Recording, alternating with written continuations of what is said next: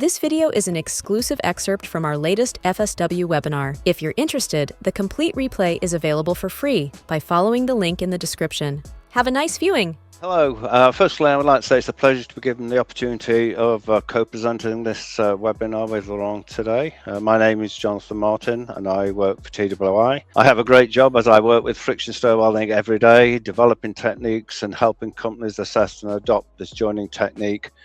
And I also get paid for doing it, so an extra bonus.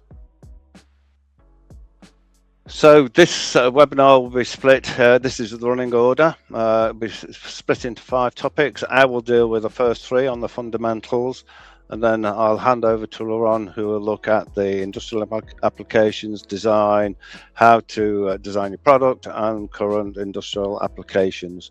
This should take us about 35 minutes, and then there'll be an opportunity for a Q&A at the end of the webinar.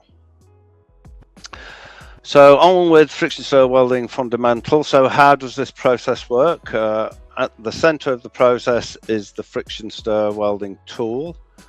The tool consists of a shoulder and a probe. So this tool is rotated. It is plunged into the material to be welded, usually along a joint line if butt welding. So as the tool enters the plate, the tool is wanting to part the plate, it's wanting to spin the plate and push it in the direction of welding. So it is very important that you have robust fixturing in order to hold that part in position, and also to have a plate underneath the weld to stop it bursting out.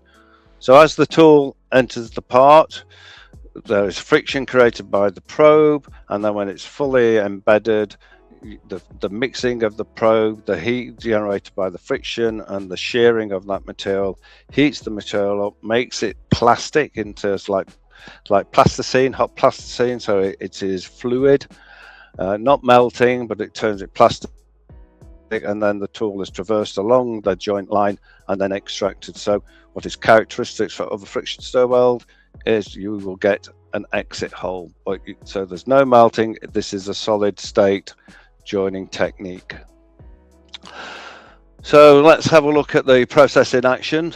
So this is a video. So here, when I start it, this is the probe, the silver element at the bottom here, and the copper goldy color, this is the shoulder. So this is a clamp to hold the plate down, and this is a roll leveling head of the tool just to ensure that the plates are in contact with the backing bar. So this is an example of welding 6mm thickness 6082. So let me start this video. Okay, so you can see the tool coming down, it plunges into the material, dwells for a second or two for a predetermined amount of time, warms that material up, and then away the weld goes. So it's, when you think about welding, you think of arcs, sparks, a splatter. None of this, this is a very benign process. There's no UV, no ultraviolet light. So it's more of akin to a machining type operation, for a tool room type operation. So what are the benefits of using friction stir welding? I think the main ones come from it's a solid phase technique, so there's no melting. So you're not there's no phase transformation from liquid to solid, so you can't get solidification cracking, you can't get porosity. It's done in a single pass, so the limits I put up here are really the limits that TWI have worked between, so sub 1mm and 75mm in a single pass. As you saw, the process is done on a machine, and therefore the parameters can be programmable, and therefore it is a very repeatable process. There's no edge prep, so like fusion welding where you have a V prep, as we're not adding material, it's a straight butt in the class of a butt weld. No shielding gas, no filler wire, and as it's done on a machine, you can capture machine data, looking at motor current, looking at downforce, temperatures, and all this data can be used then to help in terms of control charts, setting limits, and helping with quality assurance. We are adding heat, so when people say, oh, it's distortionless, no, there are residual stresses and therefore there is distortion, but this tends to be very low and low shrinkage. As you have no melt pull, we can weld in any orientation, vertically, on the ceiling, etc. Again, because we're adding low heat, that you get excellent mechanical properties, well, better than fusion welding. So it's highly efficient, it's quick, low energy, and as you saw from that video, it has health and safety benefits: no fumes, no splatter, no UV, no radiation. So the list of benefits are widely sort of promoted, but there are there are barriers, limits to implementation. So I explained really, when the tool enters the part and when you are welding, as it is solid state, there are quite high forces on the fixture and on the welding machine. And as the weld gets thicker, as the tool gets bigger, these increase. So the machine that you're using to weld has to be robust, but you can have retrofitting options such as Stirweld. They provide a head which can be fitted to milling machines. The welding speeds tend to be a bit low, I would say, with fusion welding. When you get down to several millimeters above that, it is very efficient because it's not a multi-pass process. You do get a keyhole at the end of each weld, but if you know that, you can design that into product, so you can either have a run-on or run-off tab. And obviously, introducing any new technique into a company, that people are hesitant in terms of risk taking on the unknown. So there are some barriers in terms of applying friction stir welding. So in terms of the materials that can be welded, almost, I would say, 99% of all welding still is aluminium. Transport structures being one of the main users. So we haven't come across anything we can't weld other than probably cast iron with free graphite. Very, very difficult to do.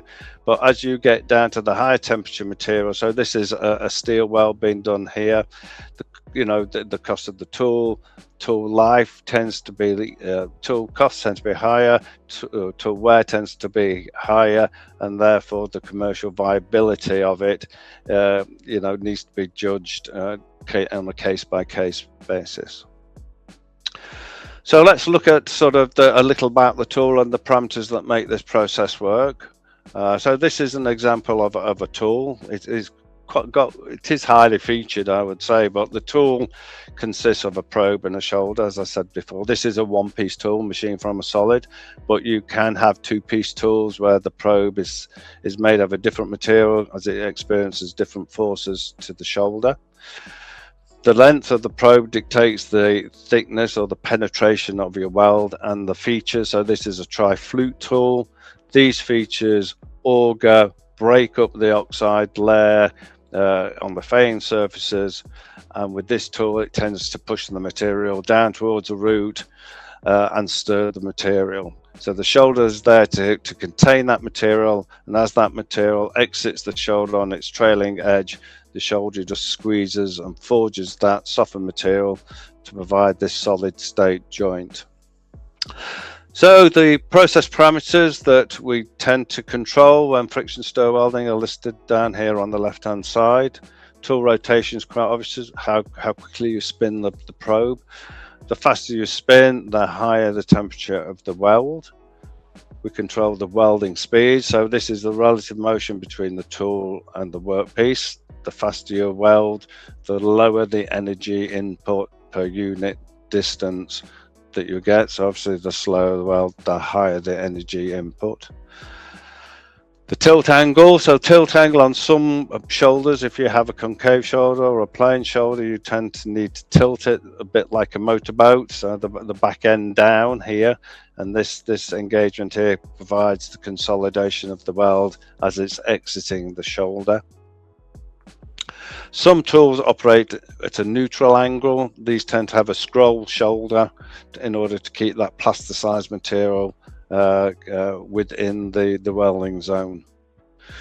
The other one is tool depth, so how far you push or plunge the tool below the surface. Now, there has to be contact between the tool and the workpiece in order to get the pressure. There's still 30 minutes to watch. Access the full video for free by clicking the link in the description below. And don't forget to subscribe to our channel to learn more about friction stir welding.